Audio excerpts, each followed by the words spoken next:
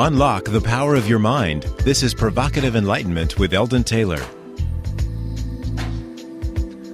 Welcome to another hour dedicated to the notion of enlightenment. An hour for inquiry, reflection, questions, possibilities, philosophical quandaries, uncovering dissonance, and a whole lot more, all in our effort to understand exactly what enlightenment means and what it is to be enlightened.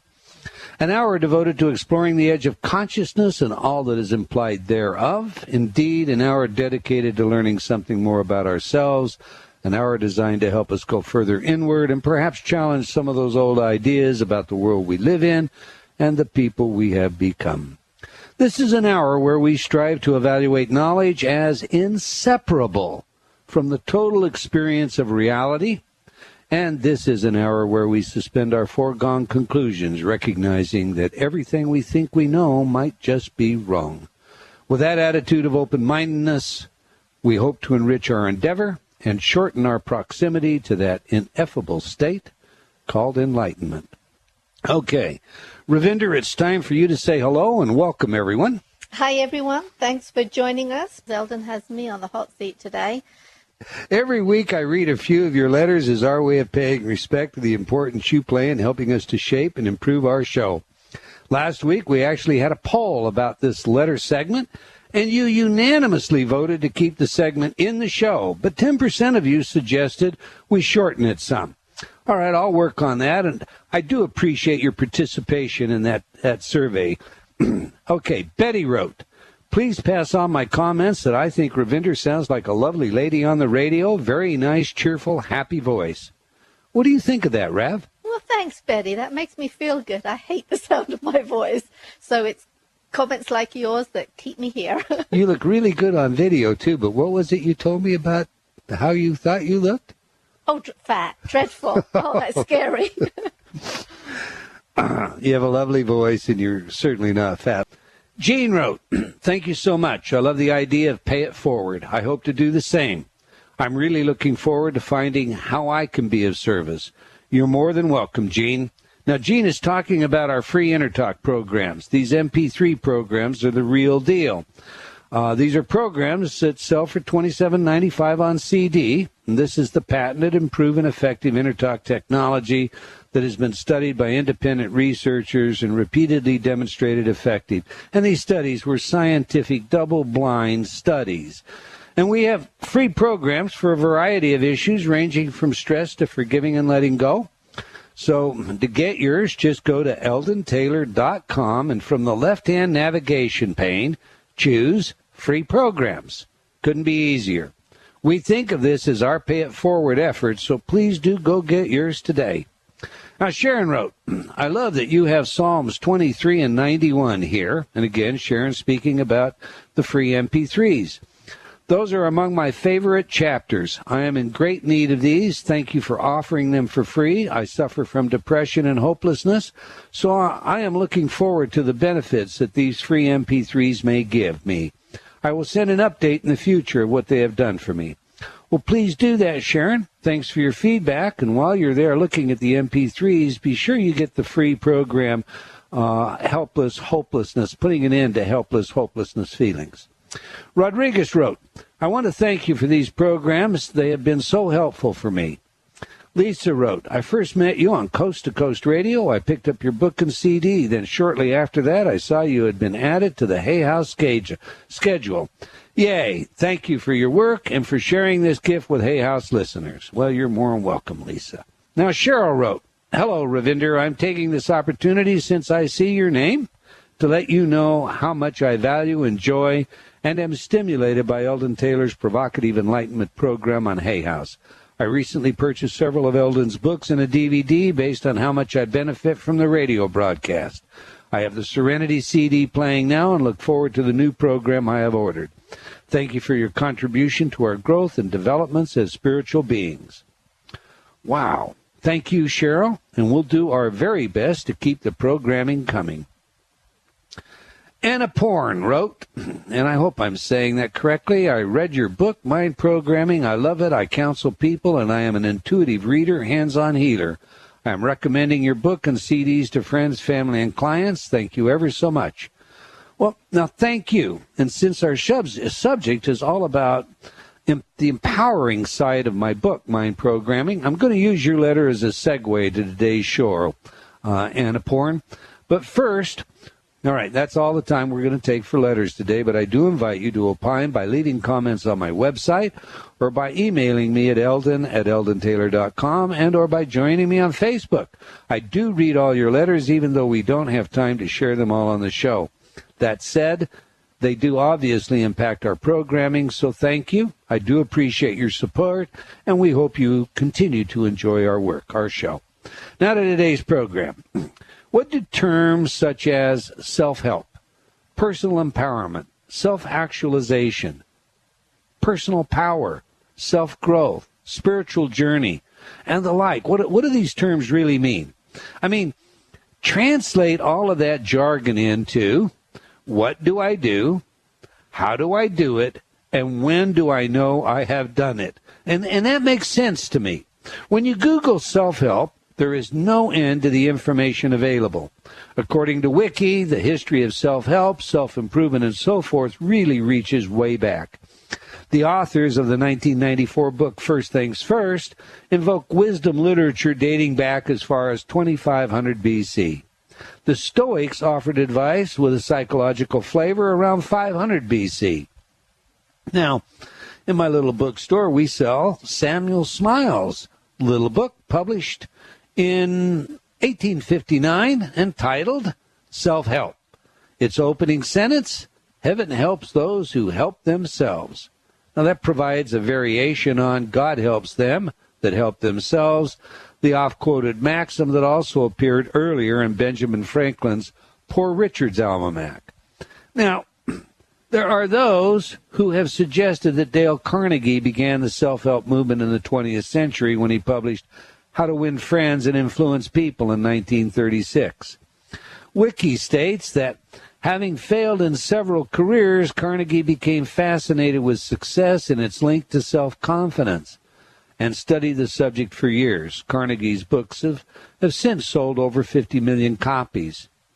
And then there are the two classics that I favor: Napoleon Hill's Think and Grow Rich and Vance Packard's The Hidden Persuaders. With these two books on the scene, there's no doubt but what everyone, from those in the business world to those behind the Sunday meeting pulpit, were spouting the virtues of self-help.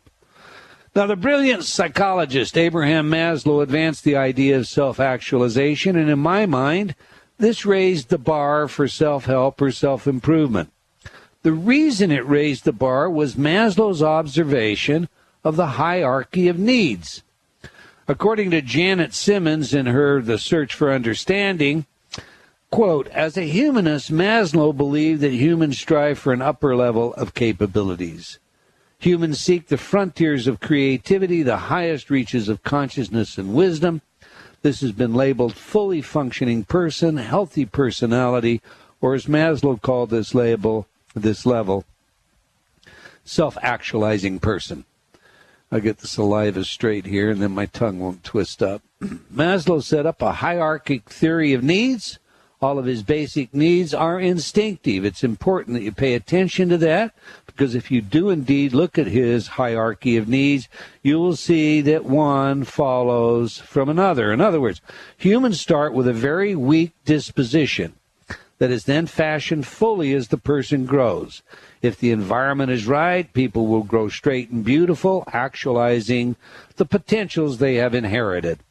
If the environment is not right, and we can put that word in quotation marks, and mostly it is not, foremost, they will not grow tall and straight and beautiful.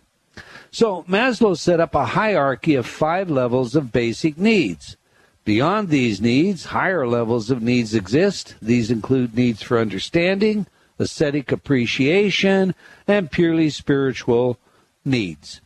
In the levels of the 5 basic needs, the person does not feel the second need, according to Maslow, until the demands of the first need have been satisfied. nor the third until the second has been satisfied, and so forth. So, in other words, his basic survival elements, which are food, water, air, and shelter, must be satisfied before we would move to the next level, which is safety and security needs, or the next level, which is social needs, and so forth. Okay. Now, on that last idea, I tend to disagree. And I do so. I think the need for spiritual connection often occurs before we have moved through the so-called lower needs that Maslow's defined. But that said, remember, Maslow's addressing instinctual needs.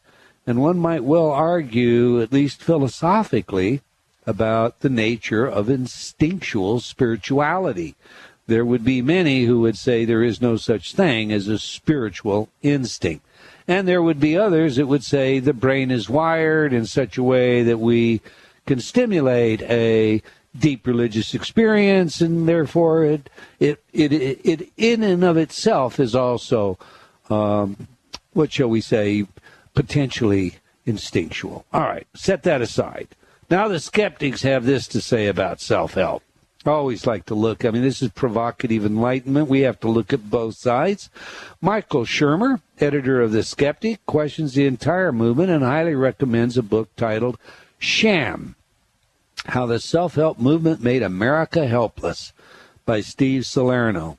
The title says a lot. The publisher says this, and I quote, "The self-help and actualization movement," get that, self-help, S-H, and actualization movement, A-M. The titular sham, S-H-A-M, is, according to Salerno, an $8 billion a year industry that depends on legions of repeat customers. Salerno presents a carefully researched and devastating expose on sham's predatory and fraudulent practices and its corrosive effects on society. Continuing, with judicious delight, he exposes the bluster and blithe hypocrisy of Dr. Phil, who psychologists say shames rather than helps his guests, and Dr. Laura, the preacher of family values, who didn't know when her own mother was murdered, among many others. He cites examples of junk science, such as Tony Robbins' talk of the, quote, energy frequency of foods, and charges that untested alternative medicine draws people away from proven medical treatments.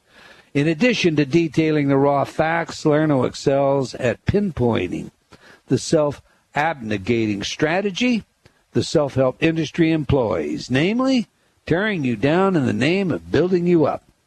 And the positivity yields questionable results in any case. The self-help industry should not be dismissed as silly but benign, says Salerno, and he documents how it undermines psychology, education, and healthcare in this blistering critique. Close quote. Well, take that, you say. All right, but then, to fan the flames, no pun intended, to all of this, we might add the James Arthur Ray case pending trial in Arizona. According to today's news, the trial has been indefinitely postponed while we decide if we can find a jury, a jurisdiction, and what will be admissible in the court, and so forth. Now, I've written about this one. I've also written and spoken about all the studies that show how our critical thinking breaks down in the presence of what we consider to be an authority. Indeed, your financial expert gives you advice, that area of the brain shuts off. You're in church and your minister prays, that area of the brain shuts off. And I could go on. So an area, it's areas, those areas of the brain in charge of vigilance and skepticism, discriminating information, literally turn off, to borrow the language of PET scan people, in the presence of an authority. So where do I start? And how do I avoid the many traps out there that would lead me away? Are there traps indeed? When do I take responsibility for myself, and when do I turn over to the guru or the psychic, the astrologer, or the priest, and so forth? After all, can the spots on the leopard really ever be changed? And if so, is self-realization, self-actualization, self-improvement the way to accomplish this? I have my own ideas and opinions about all of it. But how about you? We would like your input, and we invite you to join us by calling toll-free 1-866-254-1579. And international callers can dial our country code, then 760-918-4300. All right, Rav, you have some questions based on comments and feedback from our clients, customers, and listeners all about this subject. So where do you want to begin?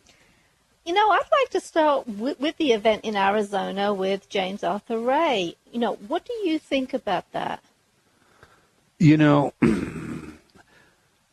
I guess where I want to go to on this one, because this is the kind of thing that I think might happen to any number of people in the self-help industry. It's, first of all, if you look at who Ray is and where he came from, and, you know, he was a telemarketing person, and Oprah suddenly put him in the major spotlight. What you have to do is understand, set aside all of that, all of what arguably could be his motives, his lack of training, or all of that. What you have to do is look at the people that are participating. That's where I would go. Let's come right off of our setup piece. In the setup piece, I talked about how those discriminating areas of the brain get shut down in the presence of an authority. So here you have your authority. You have paid thousands of dollars to attend and go through this particular workshop. And there are a number of workshops where these kinds of things have been done with Ray. So you're attending. You have respiratory problems. You become aware that you have that, but you're told to remain seated. How long do you remain seated?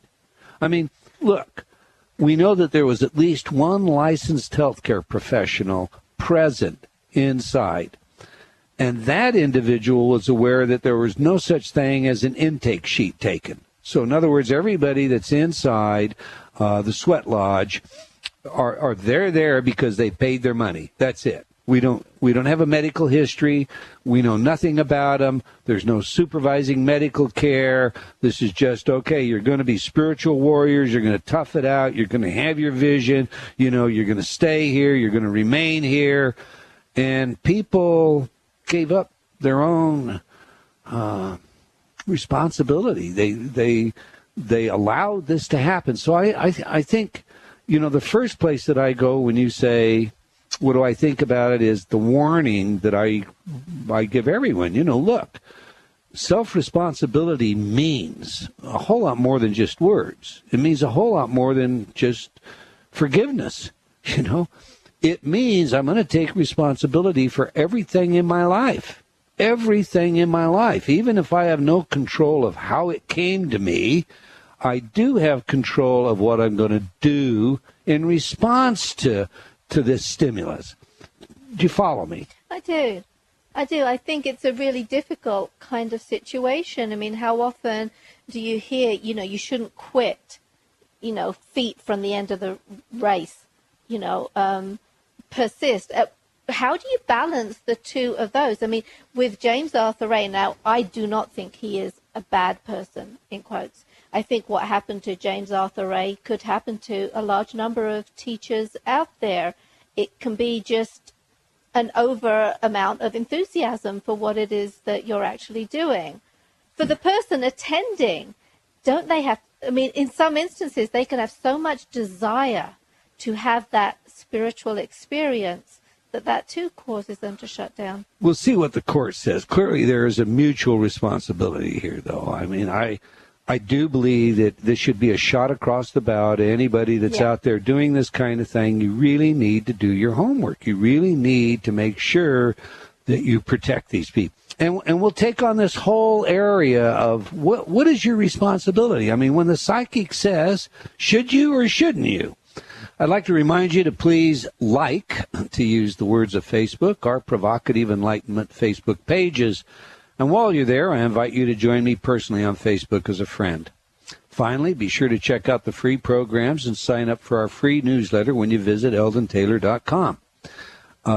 Those free programs couldn't be labeled any more clearly. Just go to eldontaylor.com and look on that left-hand navigation pane for free programs. Click there, and it will take you directly Easy to find, easy to do. Okay, we had a caller with that question that we were unable to take, but I hope you're still listening, so you found what you're looking for. We're talking about self-responsibility, where the line is by way of self-responsibility. And as you know, Ravinder, a large part of my work, my research, my writing has been about the breakdown in self-responsibility, how, what I like to use with our sons is how people guppy up to all of these ideas and notions without discriminating, without really examining, how we just buy a soundbite and then we take off with that soundbite as though we had a background of knowledge about it, and we can become really emotional. And all of this happens because we're unwilling to take the responsibility that's involved in, I suppose, investigating our own belief system, investigating our own values, and maybe, actually doing thought experiments like I perform in the newest book. Those thought experiments that force you to look at situations from all sides, even the most uncomfortable. But in the end, to take responsibility for the decision. So if you're in that sweat lodge, there is a level of responsibility for why you remained there to a point that was unacceptable to your health. Now, I say that, and I mean to say that very judiciously, not putting blame on anyone, and not so much for the people that died in the sweat lodge as for everyone out there that's listening is still alive, because tomorrow any of us could be confronted with that situation where the force says to us, that authority, that guru, that priestess or rabbi or minister, or this is what you should do, and we need to take responsibility for that, not get ourselves in the place. Well, you remember when we were in San Diego, not to get off here on a diatribe, but tangent. I had a woman approach me and ask me about a psychic who had just told her that her mother and her brother, I believe it was, they were after her money, and that she should be very, very careful because they were after her money. And the woman came to me and she said, what should I do? This psychic has just told me. I mean, I love my mother and my brother. I don't have as much money as they do, but if they're after my money, I suppose I should be really careful about doing anything with them. I mean, it makes me want to just even withdraw from them. What should I do? And here's the problem that I have with a lot of that kind of advice. The fact of the matter is, what you should do is make your own decision. You may take this as a piece of information, and maybe there's evidence that goes with that information. I mean, the years that I practiced criminalistics, and we would conduct an investigation, we would hear all kinds of stories and reports. I mean, we'd have eyewitnesses tell you different stories that saw the same crime go down, give you different descriptions, all right? So it's always an instance of what's the evidence behind this information. So, as I said to her, you have to always be willing to take responsibility for whatever that decision is that you're going to make. And the only way I know for people to get to that place is to do some of the deprogramming that we also have talked about in the past. Find out who you really are. Get away from some of these false notions of what you've practiced to be, or you've projected to be, or and really get inside yourself. Does that make sense to you? It does. That has to be the most important thing that you have taught me in 20 years of sitting at the coffee table and having discussions, because we've talked quite a bit about James Arthur Ray in this particular situation, but we've talked about lots of them, and you've always highlighted to me how important it is to think about it, not just to grab a sound bite. And there have been loads of areas where I could have gone off on a really exciting sounding tangent. I've been interested in developing my psychic abilities and viewing auras and doing this course and doing that course, with the healing. And you have always taught me, trust yourself. You've already got the answer within you. And that frustrated me no end, a gazillion times, because it's like, I think humans have a desire to have the answer right now. And I think the most significant thing you can learn about self-improvement and the search for enlightenment is that it is a journey. It is part of the process. And that is, I think, what enlightenment is. It's not an end goal.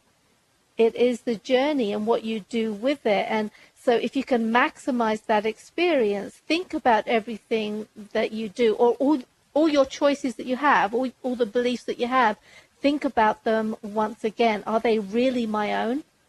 Or is this something that I have grabbed because an expert has told me, or everybody agrees with it? Or see, that's another one of those areas where we've got all this hard evidence. We know that, if we can take most individuals, probably not you now because you know about it, but otherwise I would have said you, and put you in an environment with 15 or 20 other people and show you various things, maybe the length of a line, 2 lines, and ask you which is the longest. And you will identify the longest line, but the other 19 people that are confederates there, all in on the experiment, will shake their head and say, oh, no, the shorter one is the longer line.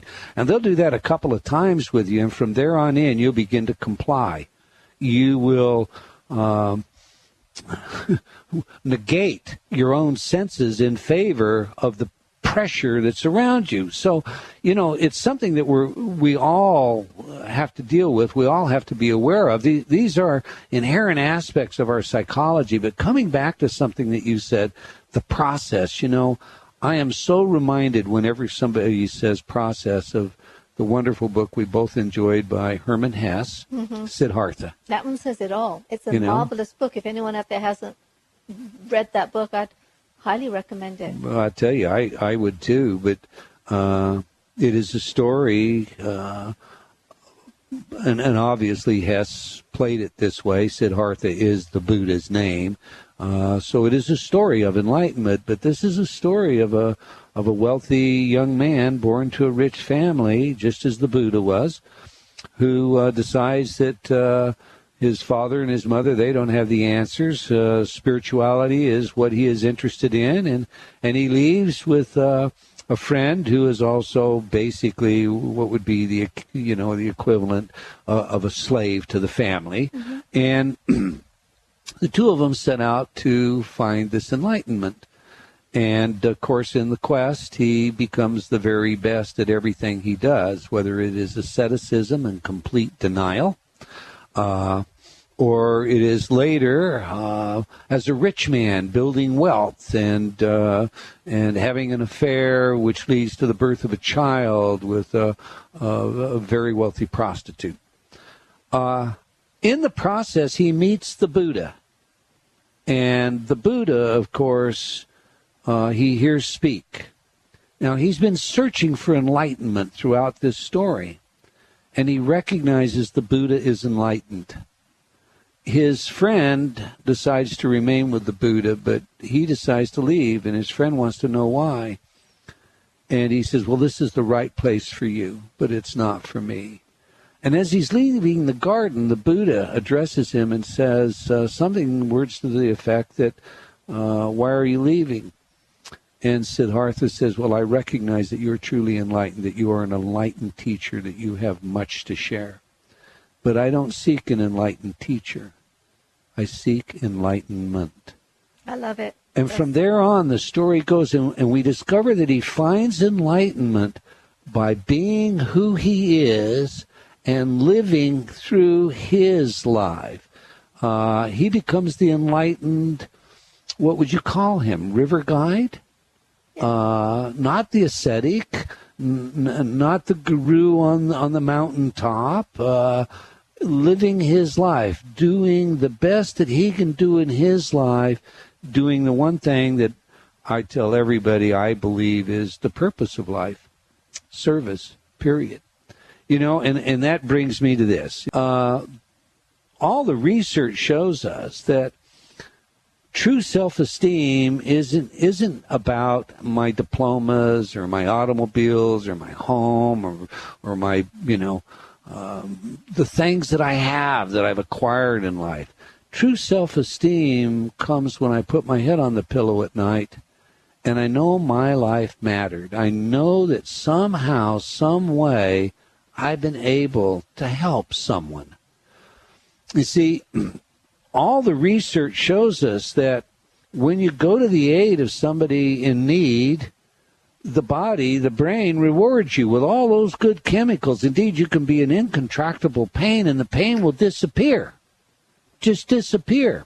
You can do something as simple as write a check to your favorite charity, like Women for Women, okay, .org, all right? You can do something as simple as open the door for someone who's having difficulty. That's Someone's right. carrying a baby or an old person, and it does feel good. Well, it more than feels good. The brain is wired to give you those good neurochemicals. You get those endorphin chemicals. You are wired to be rewarded for doing service.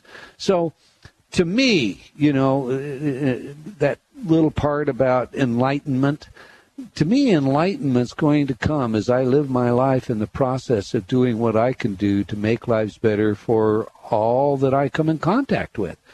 And if I change my focus then from me as a noun, I'm Eldon Taylor and I have this education and I live in this city-state and I was born on this date and I'm this tall and weigh this much, da-da-da-da-da. If I shift my emphasis from Eldon Taylor, the noun, to Eldon Taylor, the verb, I begin to live as Siddhartha in Hesse's book lived. And in that verb, my experiences, my life reveals to me all that I need to be enlightened in that moment and now. Does that make sense? It does, and that does come to, the obvious next question.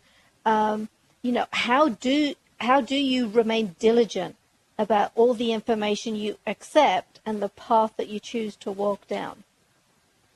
How do you go about that? Well, in my book, you essentially create yourself, consciously create yourself, the being that you want to be. We essentially think of that as icons, When I was a child, maybe my icon was John Wayne, Mine's Mother Teresa and Princess Diana. See, and you've got a couple of beautiful ones. They're but I went marvelous. through this whole era where my icons were the tough and the rough and the rowdy and, and that's a great way to mess up your life. But it's also a good way to see what works and what doesn't work. And so the very first thing that I suggest everybody is to create an icon. Create that personal icon. When you're kids, you did it. You fantasized scripts. You maybe even stood in front of the mirror and put your finger out and said, "Go ahead and make my day," or preened yourself in some way.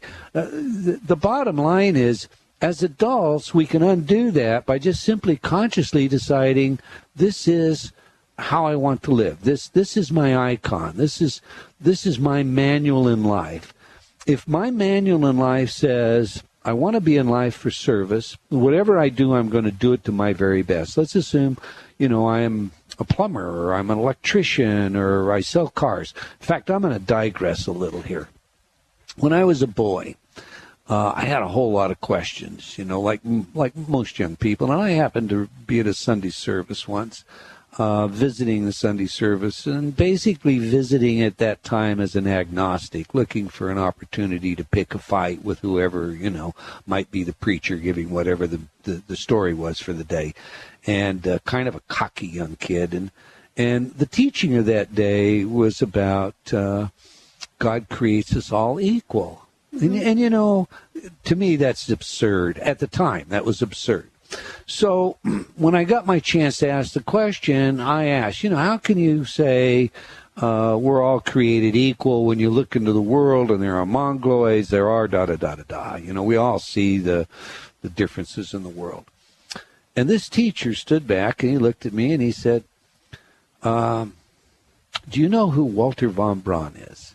And, of course, at the time I did, he was on the cover of all the magazines, Time, Life, etc., because he was the father of what today we call rocketry. And there had just been this great successful launch, and it was all over. So he said to me, all right, I want you to imagine how von Braun felt when the launch was successful. Well, that was easy, okay? So now I want you to imagine, some kind of, let's say a custodian. And this custodian has been given a room to clean, and the room has been abandoned. And he cleans the room out, and it's all ready except for the floor. And the floor has just got all these years of stuff on it, and there's yellowing, but otherwise it's a nice floor. Let's say it's a tile floor, a black and white checkered tile floor, like a checkerboard. So he says this custodian goes to work on this floor. He works all day long, into the night. He scrubs the corners with a toothbrush. He has toothpicks in there. His knuckles are raw to the point that, one or two of them are bleeding. And when he is all said and done, and he waxes it and he buffs it, he has done his very best. He stands back, and it looks better than any brand new floor ever looked. Now imagine how he feels. Is there any difference between the two? No, you see, so if we take our very best into whatever it is that we do, and we do it with the idea of service, because that's what we do, I mean, whoever you are, whatever you do, you make your living by service. You're selling a product, you're selling a service, you're helping someone. That's the economy of the world, not just how dollars and cents move, but how energy moves. If you go in doing your very best, I believe that you find enlightenment. Does that answer your question? It does. It also reminds me, actually, you have a program, Personal Icon, Finding Your Path in Life. Mm-hmm. And that was created specifically for the person who wasn't sure who or what they wanted to be. So that could be a good program for people to try out as well. Well, we have a lot of InterTalk programs, and I heard Louise Hay talk about affirmations and essentially say, that stream of consciousness, she didn't use the word stream of consciousness, but all that self-talk, that is an affirmation. That's a continuing affirmation. If you stop and you listen to how you're talking to yourself right now, and you say something, I don't know about that service stuff. There are people in the world that do this and they do that. What you have is a stream of consciousness that is self-defeating to your own self-actualization. If you follow Maslow's hierarchy, we all need these lower levels satisfied. It's that simple. You do. But I do believe that we also have a spiritual instinct, that it is born, we know it's wired into us. So that's my own personal bias. We could take that up on another subject. But given that, the reason that we're here isn't about how many swimming pools we own or how many houses we own. The reason we're here is about this process that is written within. And when we start looking for what's written within, the map within, and that's what I talk so much about in, my latest book, What Does That Mean? As we look at that, we have to get by this dialogue that's going on in our head that is often very self-sabotaging. It says, I'm not any good, I don't deserve. It's the result of all the information voiced upon us throughout our lives by peers and others who, for all intent and purpose. All right, well, we have 2 minutes remaining. This is a subject you and I talk about hours and hours. So we do. It's very important to me, trying to discover who I am and trying to uncover that one. So yeah, I struggle with that one regularly. So what would you like to tell everybody out there in, say, 1 minute that is kind of the bottom line to what we are talking about today? Well, I think I can summarize what you've taught me over 20 years, and that is, pay attention to what is going on. Don't grab sound bites. You do need some kind of education to be aware of, how all the programming gets into your mind. Because it's not all manipulation. It's just part of your psychology and the desires we have. I think we have desires to be special. And that can push us in directions that we don't necessarily want to go. I think, when it comes to your programs, the inner talk programs, I think most people come in with certain challenges they have that they want to overcome. And I certainly had my own. I dealt with the esteem and the fear and the anger and some of that stuff.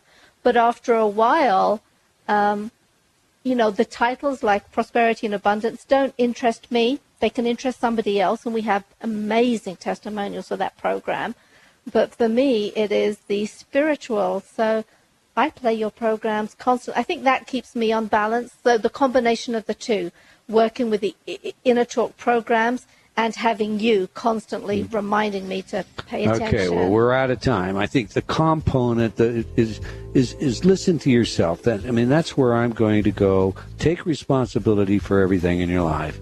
We've come to the end of another hour of Provocative Enlightenment, and I want to thank all of you for joining us, and I hope you enjoyed today's show.